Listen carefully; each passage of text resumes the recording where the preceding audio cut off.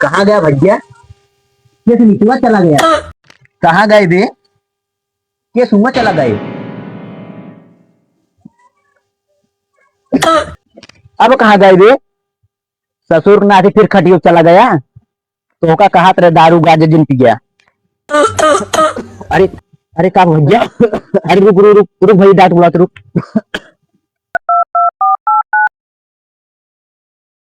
Hello, हाँ doctor साहब। कहाँ बात है डॉक्टर साहब? हमारे भैया बहुत तबीयत खराब बा। हाँ डॉक्टर साहब जल्दी आवा। आल चक मैं आ गया, आल चक मैं आ गया, हो एक कृपा मेरी माँ। डॉक्टर साहब आ गया।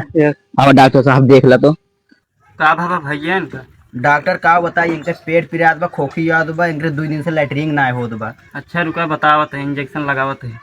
डॉक्टर इनका ऐसे इंजेक्शन लगाई दिया। हाँ। एक दिन ठिका दिया। पलटा पलटा इनका तो एकदम ठीक हो गया।